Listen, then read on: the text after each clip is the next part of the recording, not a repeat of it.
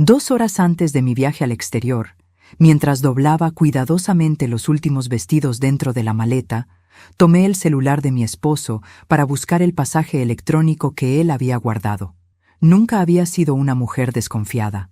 A mis 62 años, creía conocer cada rincón de su rostro y cada silencio de su voz, pero en la pantalla encendida apareció una notificación que me detuvo el corazón. Un mensaje de mi nuera. Cuando la vieja salga, avísame. Sentí que el aire se volvía espeso, como si alguien hubiera cerrado de golpe todas las ventanas de la habitación. Me quedé mirando esas palabras unos segundos interminables, esperando que desaparecieran, que se transformaran en otra cosa. No lo hicieron. Leí el mensaje una y otra vez, con una sensación fría subiéndome por la nuca. Cuando la vieja salga, avísame. No decía cuando viaje, no decía cuando se vaya. Decía cuando la vieja salga, como si yo fuera un objeto molesto que debía ser retirado de la escena. La forma, el tono, la prisa, todo me gritaba que no se trataba de algo inocente. Escuché a mi esposo moverse en la cocina, tarareando una canción, ignorante de que su mundo acababa de romperse para mí. Lo llamé con voz tranquila y le pedí que entrara a la habitación. Sonrió al verme, con esa sonrisa que durante años me dio paz. Me preguntó si ya estaba lista. Le devolví la sonrisa. Lo abracé con fuerza, como si me estuviera despidiendo para siempre. Él no notó que mis manos temblaban. Le dije que iba a bajar un momento a despedirme de los vecinos. Él asintió, relajado. Tomé mi bolso, bajé las escaleras, y apenas él cerró la puerta de la habitación, regresé en silencio y me metí dentro del armario, escondiéndome entre abrigos y ropa de invierno. Desde allí, en la oscuridad, con el corazón rompiéndome el pecho, esperé. Pero antes de continuar, quiero hacerte una invitación muy especial. Suscríbete al canal y deja tu me gusta. Esto me ayuda a ver que me apoyas y disfrutas de mis historias. Y comenta aquí abajo desde qué ciudad nos estás viendo. Ahora, continuemos. Desde el interior del armario, el mundo sonaba distinto.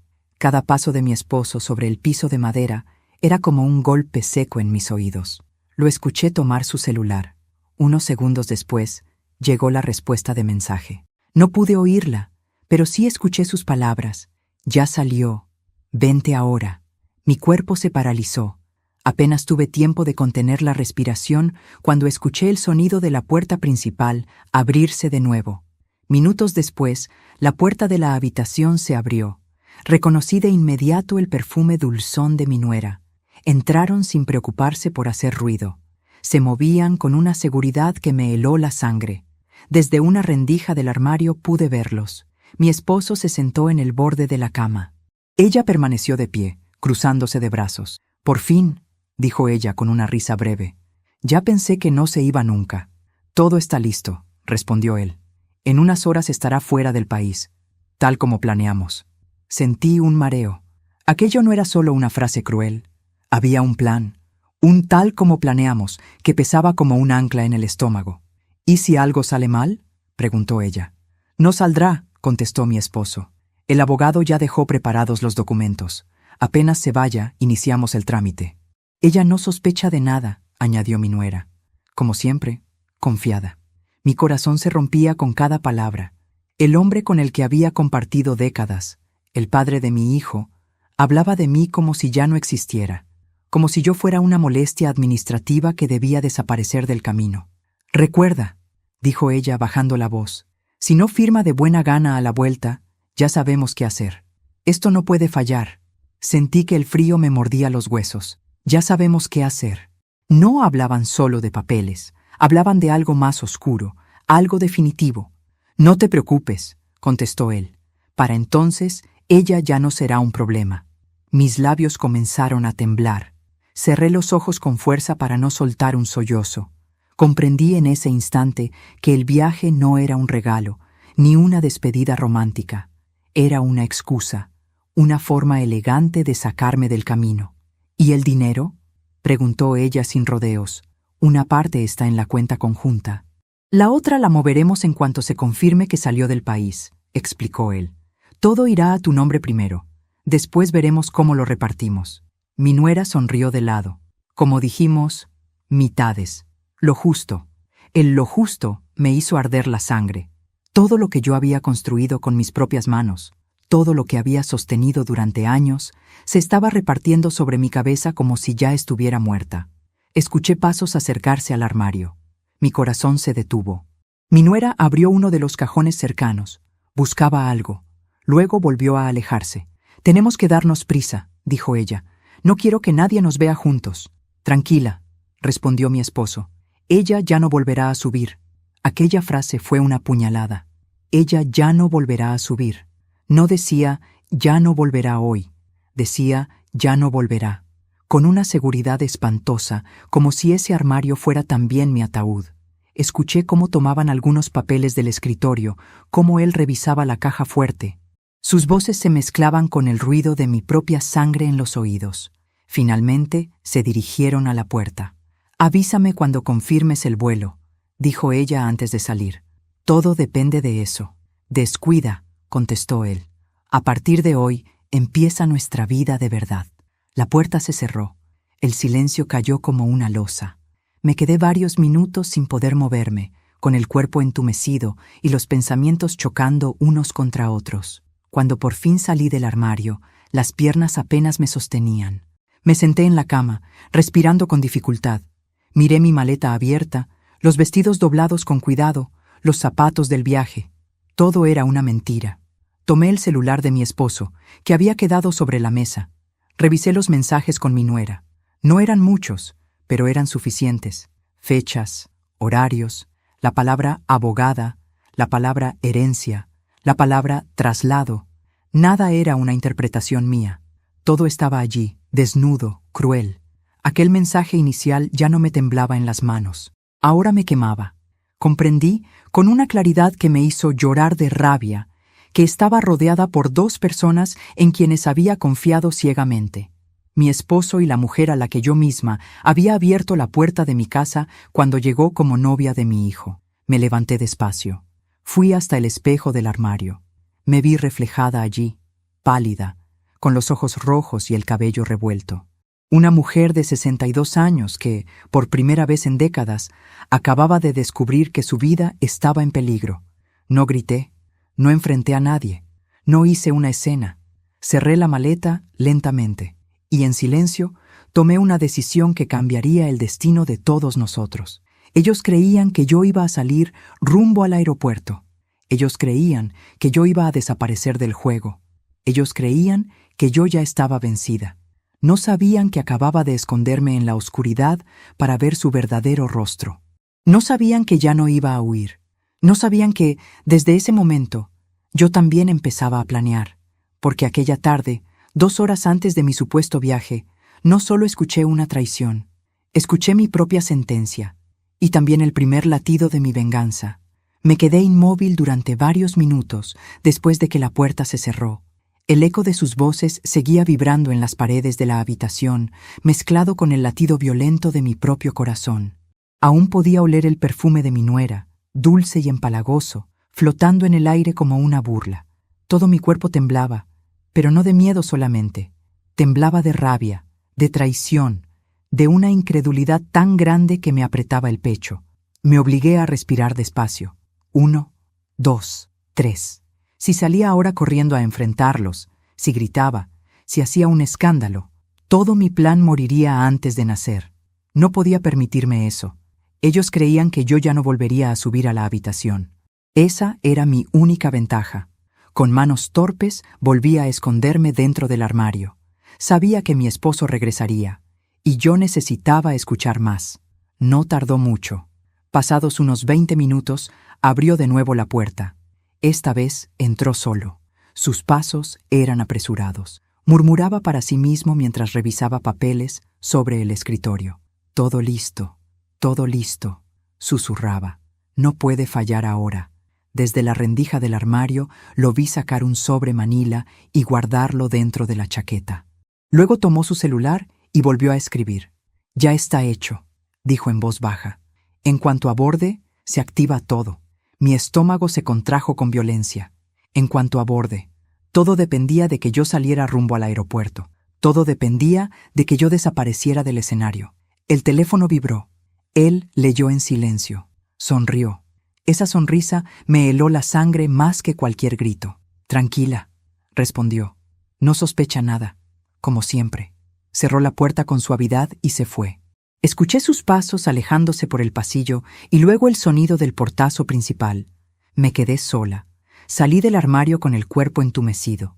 Me senté en el borde de la cama y me llevé las manos al rostro. Las lágrimas comenzaron a brotar sin permiso, silenciosas, calientes. No lloraba solo por mí. Lloraba por el hombre con el que había compartido casi 40 años de vida. Lloraba por el hijo que yo había traído al mundo y que ahora estaba unido a esta traición a través de su esposa. Lloraba por la ingenuidad que me había acompañado durante décadas, pero no podía seguir llorando. Tenía que entender. Fui al celular de mi esposo y empecé a revisar cada conversación con mi nuera. Había mensajes borrados, pero no todos. Encontré frases sueltas que ahora cobraban un sentido aterrador. Todo listo con la notaría. El abogado ya aseguró que no habrá problemas. Cuando salga del país, nadie podrá interferir. Es mejor así, por las buenas o por las malas. Por las malas. Sentí náuseas. Revisé también el historial de llamadas. Su nombre aparecía constantemente.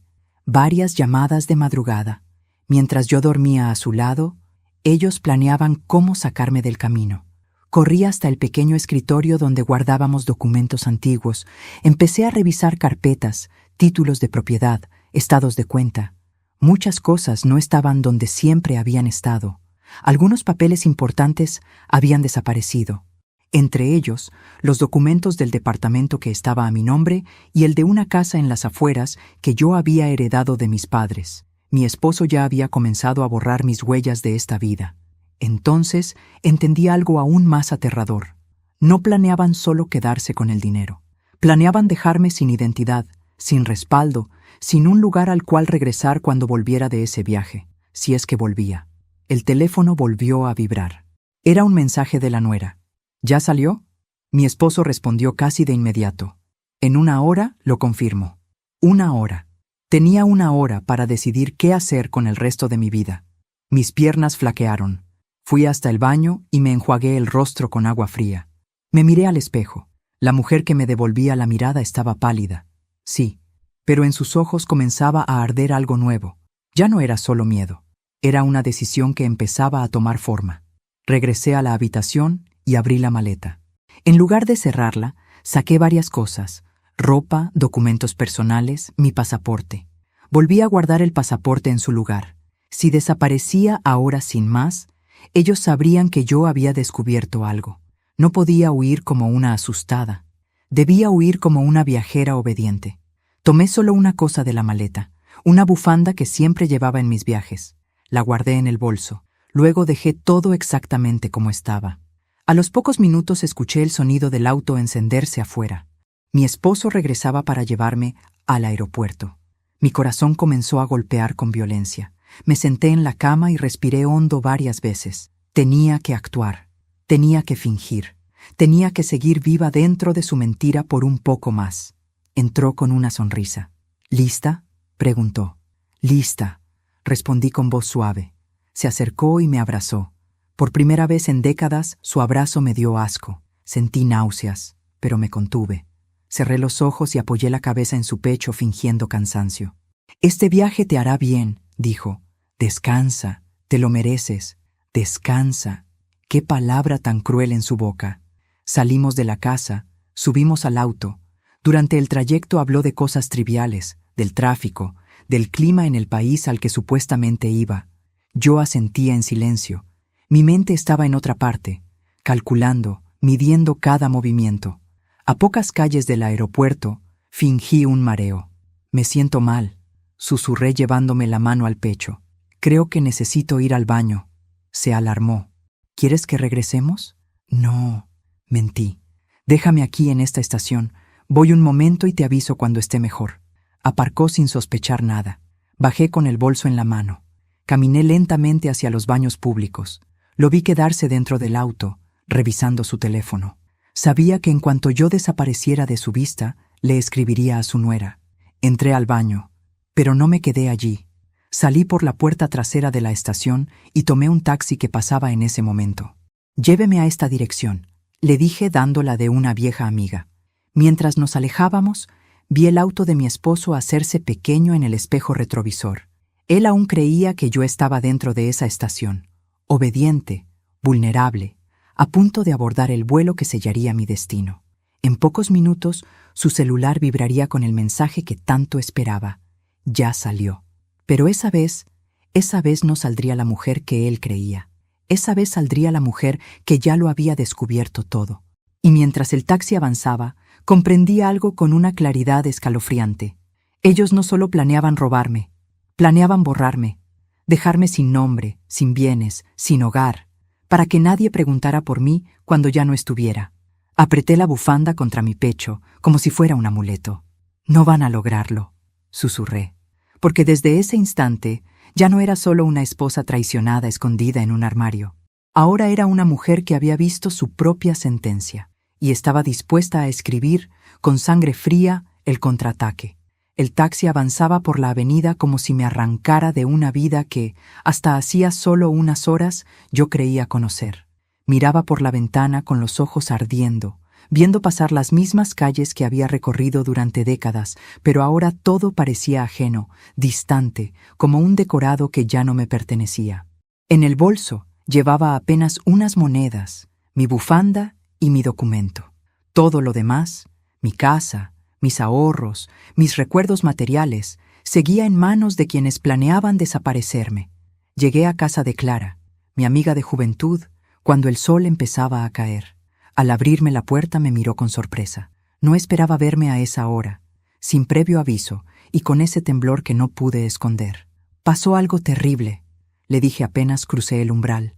«No necesito más». Me llevó a la cocina, me sirvió un té caliente y se quedó en silencio mientras yo intentaba ordenar las palabras. Le conté todo: el mensaje, el armario, la conversación, el plan, el auto detenido frente a la estación. Cuando terminé, Clara llevaba las manos en la boca, pálida. «Te quieren dejar en la calle, o algo peor», susurró. «Eso mismo entendí yo», respondí. Me ofreció quedarme todo el tiempo que necesitara. Acepté sin orgullo. Esa noche dormí en un sofá estrecho, abrazada a la bufanda como si fuera una cuerda de salvación. Pero no fue un descanso tranquilo. Dormí a saltos, soñando con papeles que ardían, con puertas que se cerraban, con voces que decían mi nombre desde muy lejos. Al amanecer, mi celular, que había permanecido apagado, vibró. Encendí la pantalla con el corazón en la garganta. Tenía varios mensajes de mi esposo. «¿Dónde estás? Ya deberías haber llegado. Respóndeme». Sonreí con amargura. Él creía que yo estaba en otro país. Creía que su plan avanzaba sin obstáculos. Apagué el teléfono de nuevo. Aún no era el momento de hablar. Pasé esa mañana recordando, con un dolor nuevo en el pecho, todo lo que había construido a lo largo de mi vida. Yo no había sido una esposa cómoda. Había sido una mujer que trabajó desde joven, que levantó negocios pequeños, que ahorró centavo a centavo. La primera tienda la abrí con mis propias manos cuando mi esposo aún soñaba con proyectos que nunca concretaba. Yo puse el dinero inicial. Yo firmé los primeros contratos. Yo estuve de pie cuando todo parecía caerse. La casa en la que vivíamos había sido comprada con mis ahorros. El pequeño edificio de departamentos que luego alquilamos también fue una decisión mía.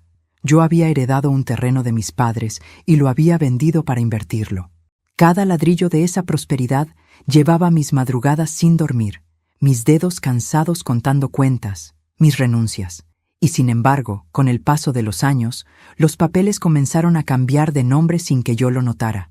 «Es solo por facilidad», me decían, «por trámites, por impuestos». Yo confié, siempre confié.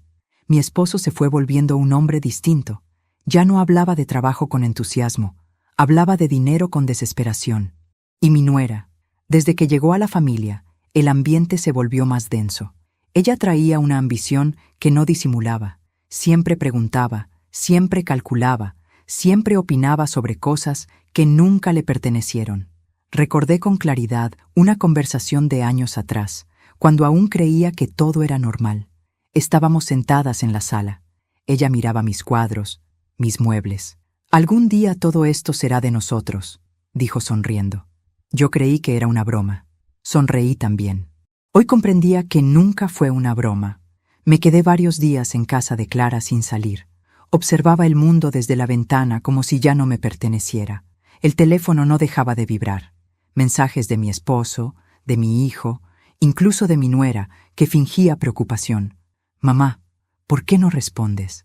Nos tienes muy inquietos. Solo queremos saber si llegaste bien. Los ignoré todos, hasta que recibí uno que me obligó a reaccionar. Venía de un número desconocido. Se iniciaron ya los trámites. Si no regresas, todo quedará a nombre de tu esposo. Es lo que la ley permite. Era de la notaría. Sentí un vuelco en el estómago. Aquello confirmaba mis sospechas. Habían comenzado el proceso para borrarme legalmente. El supuesto viaje se estaba usando como prueba de abandono, de ausencia prolongada. Me estaban quitando la vida sin tocarme el cuerpo. Ese día comprendí que no bastaba con esconderme. Tenía que volver, pero no como la mujer engañada. Tenía que volver como testigo. Llamé a un viejo conocido, un contador que había trabajado conmigo en mis primeros negocios. Le conté todo. Se quedó en silencio largo rato, y luego me dijo algo que me heló aún más la sangre. Hace meses que tu esposo mueve dinero a cuentas a las que tú ya no tienes acceso. Todo está preparado para dejarte sin nada, legalmente. Quieren que parezca que yo me fui por voluntad propia. Susurré. Exactamente. Esa misma tarde, él me ayudó a revisar mis antiguos documentos guardados en archivos digitales. Allí estaban mis firmas originales, mis contratos, mis inversiones iniciales, pruebas de que todo aquello había sido mío antes de ser compartido. Aquellos archivos se convirtieron en mi primer escudo. Pasé noches enteras imprimiendo papeles, clasificándolos, ordenando pruebas. Cada documento era una parte de mi historia que habían intentado borrarme. Cada firma un latido de mi pasado que se negaba a morir. Recordé entonces también otras señales que había ignorado. El día que mi nuera insistió en que yo viajara para descansar. El modo en que de pronto mi esposo se encargaba de todos los trámites. La rapidez con que me alejaron de decisiones importantes. Todo había sido una preparación lenta, silenciosa. Habían necesitado meses, tal vez años. Yo solo había necesitado un mensaje. Una tarde, mientras revisaba viejas carpetas, encontré algo que terminó de abrirme los ojos. Un contrato de préstamo firmado por mi esposo a favor de una empresa fantasma. Como aval, figuraba una de mis propiedades. Yo jamás había firmado aquel documento. Y sin embargo, allí estaba mi nombre impreso, falsificado. La traición ya no era solo moral, era también criminal. Esa noche no lloré. Me senté en silencio frente a la mesa, con todos los papeles esparcidos como un rompecabezas siniestro. Comprendí que mi esposo ya no era solo un hombre engañado por una mujer ambiciosa, era un cómplice. Tal vez desde hacía mucho más tiempo del que yo estaba dispuesta a aceptar. Pensé en mi hijo, en el niño que alguna vez se durmió abrazado a mi pecho, en el adulto que ahora estaba unido a todo aquello a través del silencio. No sabía aún cuánto sabía él, pero su silencio hasta ese momento también pesaba. Al quinto día de esconderme, recibí otra notificación de la notaría. El proceso avanzaría en mi ausencia. Tenía pocas horas antes de que ciertos cambios legales se volvieran irreversibles. Tomé una decisión dolorosa. Volvería a casa, pero no regresaría como la mujer que partió rumbo al aeropuerto. Volvería como una sombra que nadie espera, callada, atenta, fingiéndose todavía ciega, débil, confiada. Antes de salir, dejé todas las copias de mis documentos en custodia de Clara y del contador. Si algo me pasaba, ellos sabrían exactamente a quién acudir.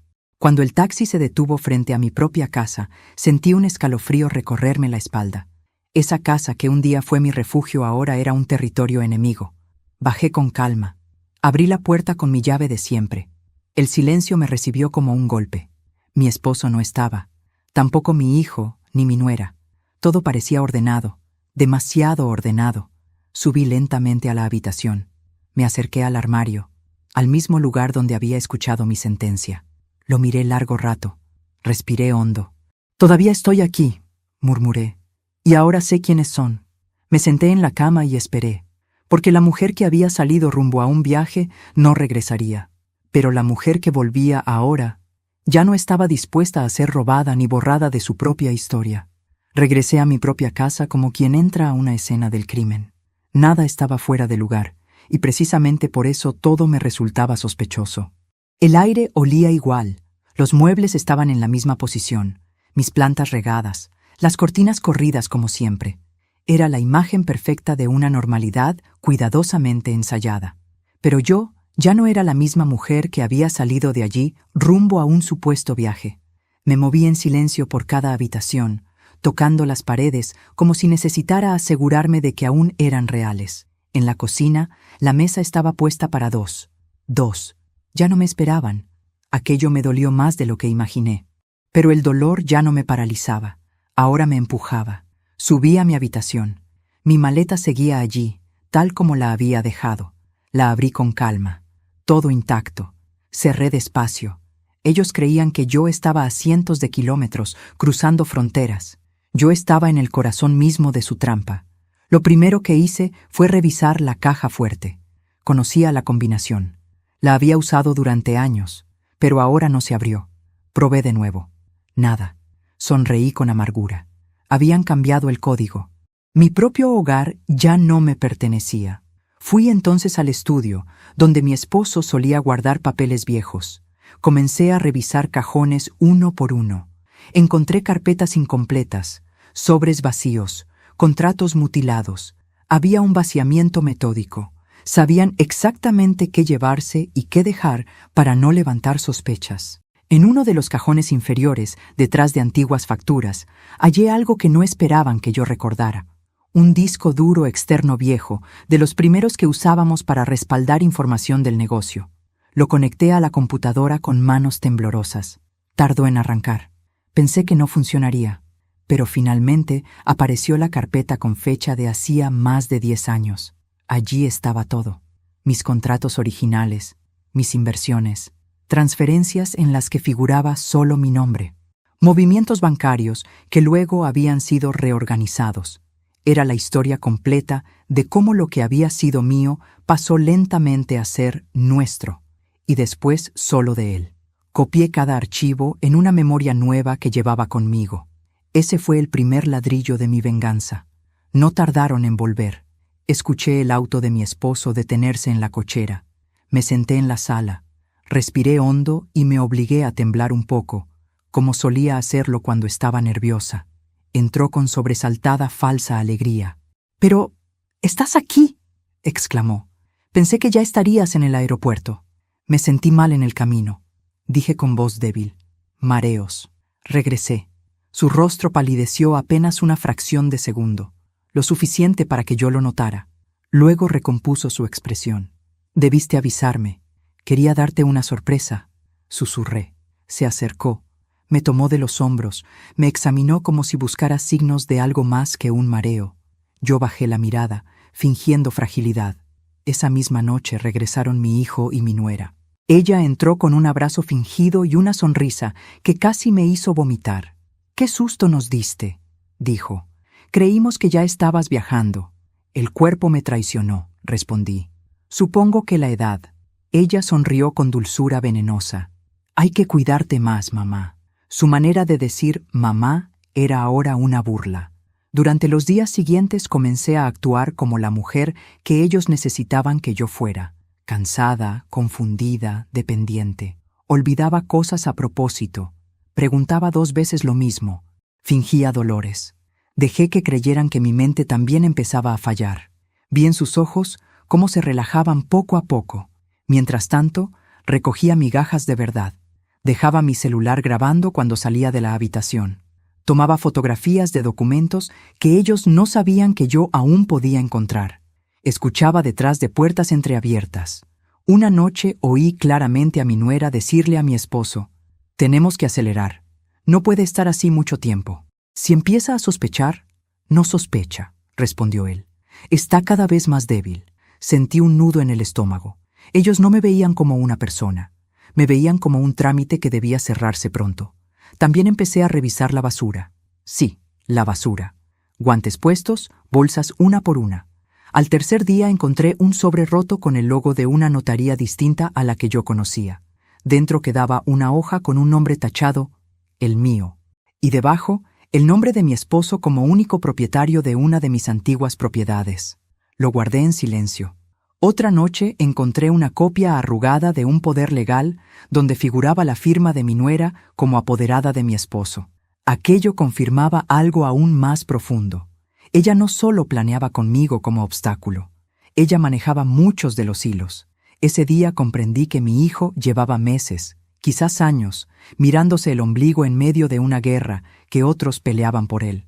Y mi esposo había decidido hace tiempo de qué lado estaba.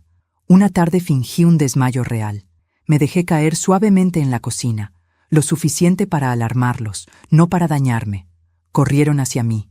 Mi nuera fue la primera en ofrecerme agua. «Déjala, yo me encargo», dijo mi esposo. «Llamaré al médico». Yo abrí apenas los ojos, respirando con dificultad.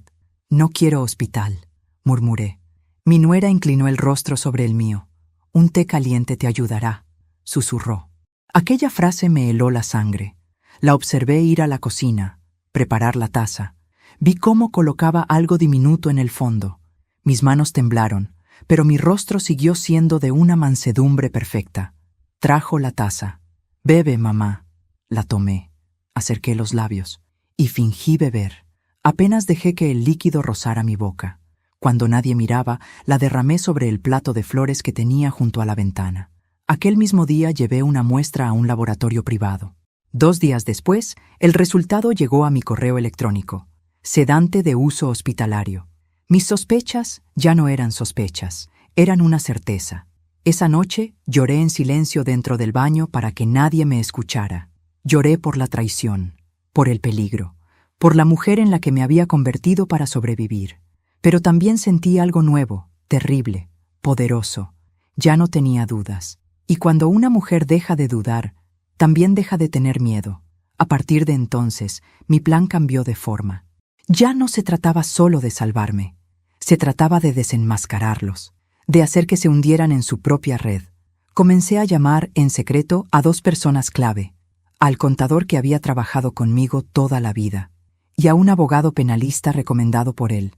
A ambos les conté solo una parte por teléfono, lo suficiente para que entendieran que aquello era grave, muy grave. «Necesito pruebas», me dijeron. «Las tendrán», respondí, y las tendría, porque ya no solo escuchaba. Ahora observaba, registraba y aguardaba con paciencia la oportunidad perfecta. Ellos creían que yo era una anciana cansada, a punto de desaparecer lentamente. No sabían que me estaba convirtiendo, día a día, en la mujer más peligrosa de sus vidas, porque cuando una víctima deja de suplicar, comienza a planear. Y mi venganza ya había dado su primer paso firme.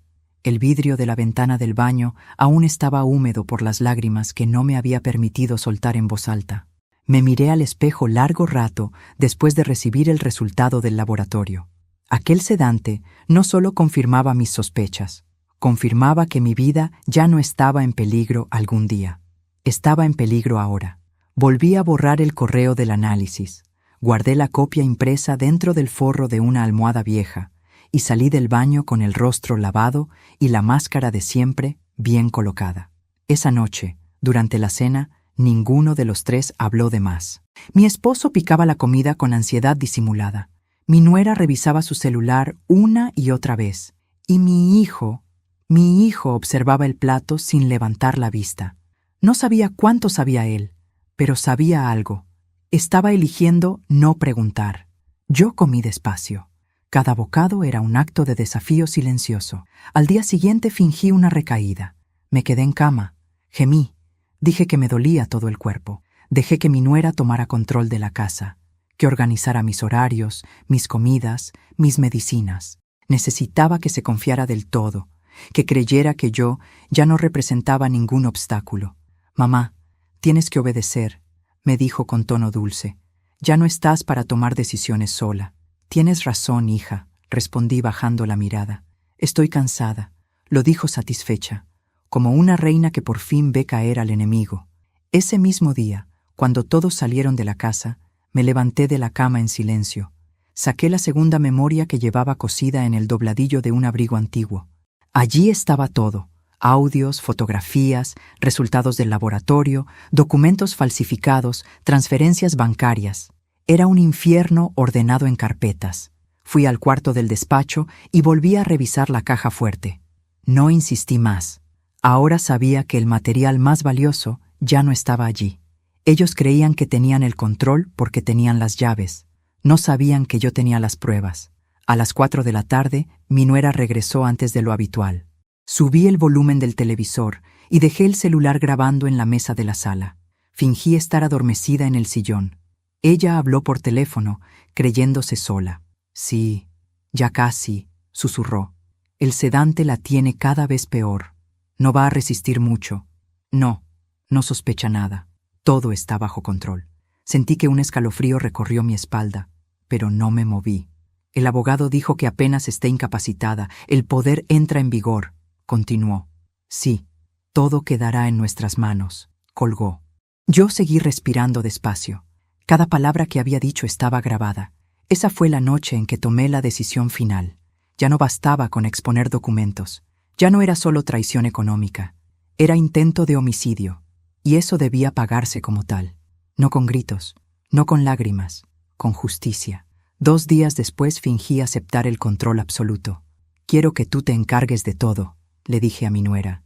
Ya no tengo fuerzas. Sus ojos se iluminaron con un brillo que apenas logró ocultar. Claro, mamá, todo por tu bien. Le pedí que fuera ella quien guardara mis medicinas, quien administrara mis horarios, quien supervisara mis comidas. Le di exactamente el poder que creía que ya tenía, pero ahora bajo mi propio plan. Mientras tanto, todas las noches, sin falta, sacaba una pequeña grabadora del cajón del baño y revisaba que aún funcionara. También empecé a fingir confusión intencional. ¿Ya firmé los papeles?, pregunté una tarde. Ella se sobresaltó. ¿Qué papeles? ¿Los del poder? ¿Los de la casa? Ya no recuerdo. No, mamá, respondió. Aún no. Vi impaciencia en sus ojos. Entonces hay tiempo, dije sonriendo con debilidad. No quiero irme sin dejar todo en orden. Aquella frase la desarmó de emoción. Desde ese día comenzó a apurar a mi esposo. Tiene que firmar antes, le decía. Puede empeorar de un día para otro. Todavía no está incapacitada, respondía él nervioso. Pero pronto lo estará si seguimos la dosis correcta. Aquella conversación la registré desde detrás de la puerta del baño. No dormí esa noche. Pensé en todas las veces que había defendido a mi nuera frente a comentarios ajenos, en todas las veces que había justificado sus actitudes frías, diciendo que cada generación es distinta. Yo misma había construido el monstruo al negarme a ver sus sombras. 2 días después, organicé algo que jamás había hecho. Una comida familiar con el abogado por casualidad. Fingí que quería hacer una consulta rápida sobre mi testamento. Mi esposo aceptó con desconfianza. Mi nuera con interés mal disimulado. El abogado llegó puntual. Yo actué con torpeza. Tengo miedo de no dejar las cosas claras, dije. No quiero problemas después. Es sabio pensar eso con tiempo, respondió él. Yo puedo encargarme de todo. Intervino mi nuera con rapidez. Por ahora no es necesario, dijo el abogado. La señora aún está plenamente consciente. Mi nuera apretó los labios. Fue entonces cuando fingí marearme frente a todos. Me siento muy mal, susurré. Mi esposo se levantó de golpe. Mi nuera corrió por agua. Es la presión, dijo ella. Está bajando mucho. El abogado observó con atención mi temblor fingido. Sería prudente hacer unos estudios neurológicos, dijo, antes de que firme cualquier cosa. El rostro de mi nuera se tensó. No es necesario, respondió rápido. Esto es solo cansancio. Yo gemí para sostener la escena. El abogado insistió. Yo asentí débilmente.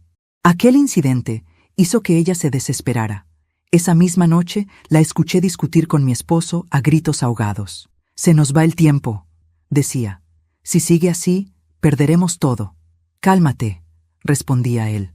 No podemos forzar más rápido. Sí podemos. Esa frase fue como un disparo. 2 noches después intentó aumentar la dosis del sedante. Lo vi, lo registré, fingí beber, derramé el líquido como siempre. Y entonces llegó el momento. Antes de continuar, dime aquí en los comentarios qué te está pareciendo esta historia hasta ahora y qué harías tú en su lugar. No te vayas del video, porque lo que viene a continuación te pondrá la piel de gallina. Aquella misma madrugada envié todo el material al abogado penalista desde el celular oculto que Clara me había prestado. Audios, documentos, videos, análisis químicos, todo. Al amanecer recibí solo un mensaje. Ya es suficiente. No beba nada más. Mañana actuamos. Sentí un nudo tan fuerte en la garganta que pensé que iba a llorar allí mismo. Pero no lloré. Me limité a cerrar los ojos y respirar. Ese día desayuné frente a ellos con la misma mansedumbre de siempre. Mi nuera me sonrió como quien se despide de alguien que ya considera derrotado. Yo le devolví la sonrisa. Mi esposo me besó la frente antes de salir. Aquel beso fue más frío que cualquier cuchillo. A las 6 de la tarde llegaron 2 personas a la casa, el abogado y un médico forense enviado por orden judicial con una excusa administrativa. Mi nuera palideció. «¿Qué significa esto?», preguntó. «Que su teatro terminó», respondí por primera vez sin temblar. Mis piernas se pusieron firmes. Mi voz salió clara. Mi espalda dejó de encorvarse. «Mi mamá necesita descansar», intervino mi hijo desde el pasillo. «Su madre necesita sobrevivir», dijo el abogado. «Y ustedes deben responder por lo que han venido haciendo». Mostré entonces la grabación, el análisis químico, los audios, las transferencias, los poderes falsificados, los intentos de sedación, uno por uno. El silencio que siguió fue absoluto. Mi nuera retrocedió 2 pasos. Mi esposo se dejó caer en una silla. Mi hijo comenzó a temblar. «Todo está documentado», dijo el abogado. «Y la policía ya viene en camino». Yo miré a mi nuera a los ojos. «¿Ahora sí me ves?». No respondió. Aquel fue el instante exacto en que dejé de ser su víctima y me convertí en su peor prueba. El sonido de la sirena aún no se escuchaba, pero su eco ya estaba instalado en el aire. Era como si la casa supiera que algo irreversible estaba a punto de ocurrir. El abogado cerró su maletín con calma, como si acabara de terminar una reunión cualquiera, mientras mi nuera seguía inmóvil en medio de la sala, con el rostro blanco como una sábana. Mi esposo se había desplomado en la silla, mirándose las manos como si no le pertenecieran. Y mi hijo estaba de pie junto a la pared, temblando, sin atreverse a mirarme. «Aún pueden colaborar», dijo el abogado con tono firme. «Eso siempre ayuda». «Esto es un malentendido», balbuceó mi esposo. «Todo es una exageración». «No», respondió el médico forense. «Yo mismo he visto las pruebas. La señora estuvo siendo sedada de forma irregular. Eso no es un error, es un delito». Mi nuera dio un paso hacia atrás. «Ella está mintiendo», gritó. «Siempre has sido una manipuladora». Sentí una tristeza profunda, más honda que cualquier rabia. Aquella mujer que yo había defendido, que había acogido bajo mi techo, ahora me señalaba como enemiga con la misma boca que durante años me llamó mamá. «Yo solo grabé lo que tú dijiste», respondí con una calma que me sorprendió incluso a mí misma. «Nada de esto existiría si tú no lo hubieras hecho». Mi hijo por fin alzó la voz. «¿Desde cuándo sabías todo esto, mamá?» «Desde el día en que me escondí en un armario para escuchar cómo planeaban borrarme de esta casa», respondí sin rodeos. Él dio un paso atrás, como si mis palabras lo hubieran empujado físicamente. Yo no sabía que iban a sedarte», dijo.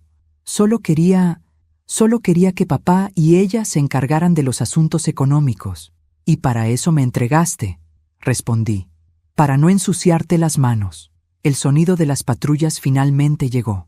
2 vehículos policiales se detuvieron frente a la casa. Las luces azules comenzaron a reflejarse en las paredes del living, tiñendo de sombras los rostros que alguna vez fueron mi familia. Los agentes entraron con rapidez, pero sin violencia. El abogado les entregó todo el material en una carpeta organizada. «Aquí está la denuncia», dijo. «Y aquí, las pruebas». La escena se volvió irreal. Mi esposo fue el primero en ser interrogado. Tartamudeó, negó, luego calló. Mi nuera gritó que todo era una conspiración. Mi hijo solo lloró en silencio. Yo observé desde el sillón, envuelta en una manta, con el cuerpo cansado pero el espíritu despierto por primera vez en años. No sentía alegría, sentía algo más profundo, una especie de alivio amargo, como cuando se drena una herida que llevaba demasiado tiempo infectada. «Queda usted detenido por intento de homicidio y fraude agravado», dijo uno de los agentes mirando a mi nuera. Ella chilló, se aferró al brazo de mi esposo, lo miró como buscando salvación, pero él ya no la miraba a ella, me miraba a mí, con los ojos llenos de un miedo tardío. «Inútil. Nunca quise que esto llegara tan lejos», susurró. «Pero llegó», respondí.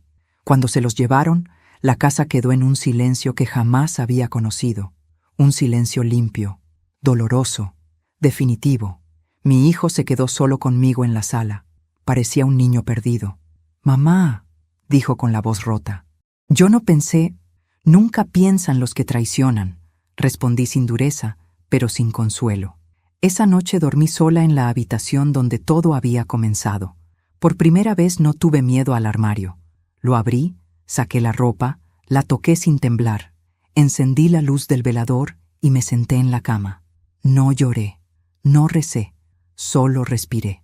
Al amanecer, la casa se llenó de funcionarios, fiscales, asistentes sociales, peritos. Comenzaron a revisar documentos, a tomar muestras, a fotografiar cada rincón. El pasado se transformaba en expediente, y yo, de pronto, era la principal testigo de una historia que jamás quise vivir. Me llevaron a una clínica para nuevos estudios. Ahí confirmaron lo que el laboratorio privado ya había revelado. Durante semanas había sido sedada lentamente, no en dosis letales, pero sí progresivas, lo suficiente para debilitarme, confundir mis reflejos, hacerme parecer incapaz. Aquello había sido parte del plan legal para declararme incompetente. Un error más en la dosis, y hoy no estaría aquí, dijo el médico con seriedad. Comprendí entonces que había estado caminando al borde de la muerte sin siquiera saberlo. Días después comenzaron a filtrarse las noticias en el barrio. Vehículos frente a mi casa, vecinos murmurando, miradas curiosas. La justicia avanzaba con una lentitud exasperante, pero lo hacía. Mi esposo y mi nuera fueron formalmente imputados. Fraude, falsificación de documentos, administración desleal, intento de envenenamiento. La lista de cargos parecía interminable. Mi hijo quedó en libertad porque, aunque había sido cómplice pasivo, no había participado activamente según las pruebas. Aún así, el daño ya estaba hecho. Cuando lo visité por primera vez después de todo, me miró como se mira a alguien que ya no se puede recuperar. «¿Me odias?», preguntó. «No», respondí con un suspiro. «El odio exige demasiado esfuerzo. Solo me duele». Se tapó el rostro con las manos y lloró como un niño pequeño. Yo no lo abracé. Ya no era tiempo de consolar. Era tiempo de enfrentar. Una tarde recibí una llamada del abogado. «Tenemos suficiente para avanzar a juicio», me dijo. «Pero hay un detalle más. La herencia que ellos pretendían quedarse tiene cláusulas antiguas a su favor que nunca se anularon. Usted sigue siendo la principal propietaria de casi todo». Sentí que me faltaba el aire. «¿Cómo es posible?». «Porque usted fue más cuidadosa de lo que creía», respondió. Su joven versión protegió mejor a su yo futuro de lo que imagina. Colgué con lágrimas en los ojos, no de alegría, de justicia tardía. Sin embargo, aún faltaba el último acto, aquel que cerraría por completo el círculo, el juicio público, la mirada frente a frente, la caída final, porque a veces la justicia no solo necesita pruebas, también necesita rostros, y yo estaba lista para mostrar el mío sin bajar la mirada. El día del juicio amaneció gris, como si el cielo también cargara con el peso de lo que estaba por ocurrir. Me vestí despacio, con las manos firmes, pese al temblor que llevaba por dentro. No era miedo, era memoria. Cada paso hacia el tribunal era un recuerdo que regresaba pidiendo respuesta. Cuando entré a la sala, sentí decenas de miradas caer sobre mí. Algunas de curiosidad, otras de morbo. Yo solo buscaba dos. Mi esposo estaba sentado junto a mi nuera, ambos escoltados. Él había envejecido 10 años en unos meses. Ella aún sostenía el mentón en alto, como si se negara a aceptar que su reino de mentiras estaba a punto de desmoronarse en público. Mi hijo se encontraba en la última fila. No levantó la vista cuando pasé frente a él. El fiscal comenzó a exponer el caso con voz clara. Cada palabra era un golpe seco en la sala. Presentó los documentos falsificados, las transferencias, los audios, los análisis de laboratorio, los registros médicos. Cuando reprodujo el audio, donde mi nuera decía que el sedante ya me tenía cada vez peor, escuché un murmullo recorrer el público. Ella apretó los puños. Mi esposo cerró los ojos. Luego llegó mi turno. Me levanté con las piernas pesadas, pero con la espalda recta. Caminé hasta el estrado sintiendo cómo mi vida entera desfilaba por delante. Conté todo: el mensaje en el celular, el armario, la conversación, el supuesto viaje, la sedación, el regreso en silencio, la recopilación de pruebas. No lloré, no grité. Dije la verdad como quien relata un hecho inevitable. Cuando terminé, el juez guardó silencio unos segundos que se hicieron eternos. «Señora», dijo finalmente, «su testimonio ha sido claramente corroborado por las pruebas. Puede sentarse». Al volver a mi lugar, sentí las piernas flaquear, pero algo más fuerte me sostuvo: la certeza de que ya no podían negar nada. Mi nuera pidió la palabra. Se levantó con el rostro endurecido. «Todo esto es una exageración», dijo. Yo solo intentaba ayudarla. Ella siempre ha sido inestable. El juez ordenó reproducir el video donde se la veía colocando el sedante en mi taza. La sala quedó muda. Mi esposo intentó hablar después. Dijo que había sido manipulado, que no sabía nada, que solo quería proteger a su hijo. El fiscal mostró entonces los documentos firmados por él, las transferencias autorizadas por él, los mensajes enviados por él. No quedaba nadie más a quien culpar.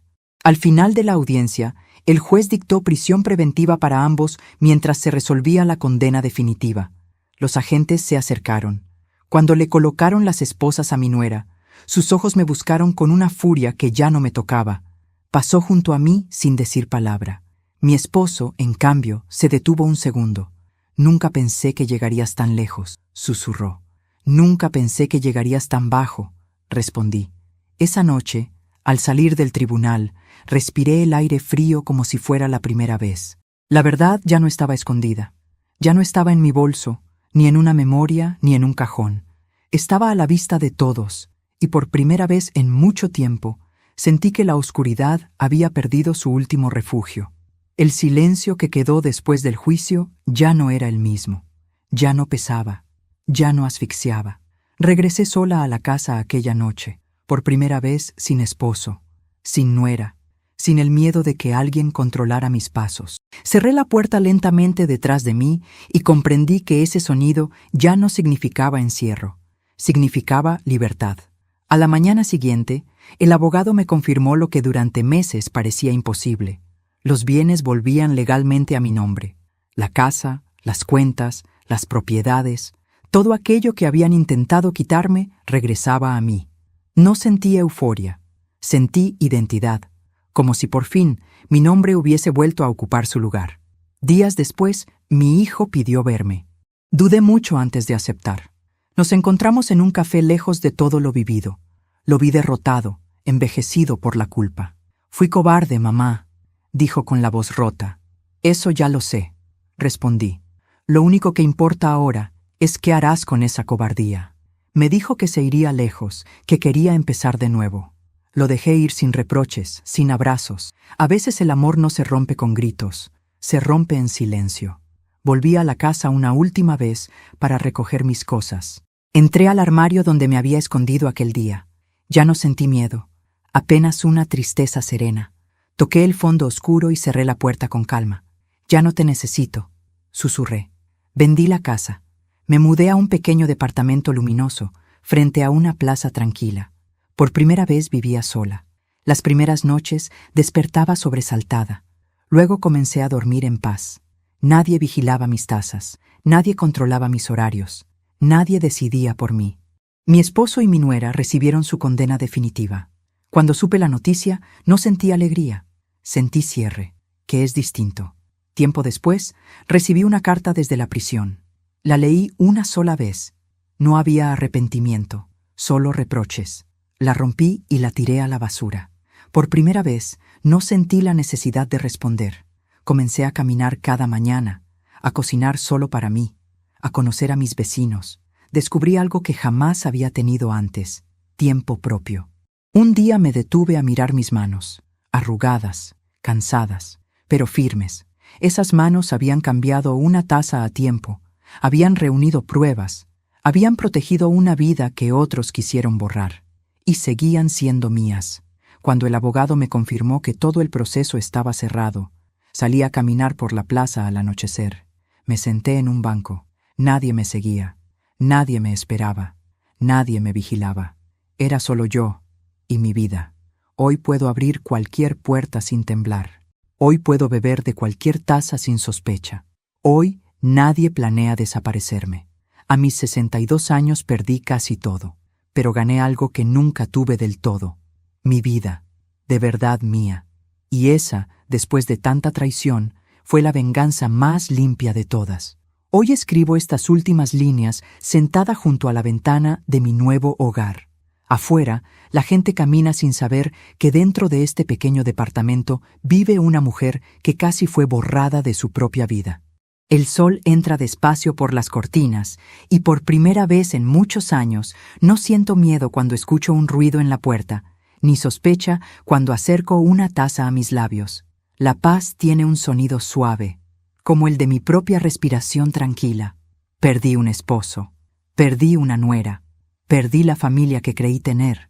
Es una herida que no se cierra del todo, porque hay ausencias que duelen incluso cuando ya no lastiman. Pero también gané algo que nunca antes había tenido por completo: libertad. La libertad de decidir, de confiar en mí, de no depender del amor de quien no supo amar. A veces recuerdo a la mujer que fui antes del mensaje, antes del armario, antes de descubrir la traición. La abrazo en silencio. Ella no se equivocó por amar, se equivocó por confiar sin límites, y aún así tuvo la valentía de despertar. Hoy vivo con menos cosas materiales, pero con el alma más liviana. Camino sin mirar atrás, duermo sin sobresaltos, sonrío sin desconfianza. Y entiendo, al fin, que la verdadera venganza no fue verlos caer, sino verme a mí misma levantarme. Porque cuando todo parecía perdido, elegí no morir en silencio. Elegí vivir. Y ahora, si llegaste hasta aquí, te invito a suscribirte al canal y darle me gusta a este video. Eso me ayuda muchísimo a seguir compartiendo historias como esta. Déjame en los comentarios qué habrías hecho tú en mi lugar y desde qué ciudad nos estás viendo. Me encanta leer los comentarios. Gracias de corazón por quedarte conmigo hasta el final.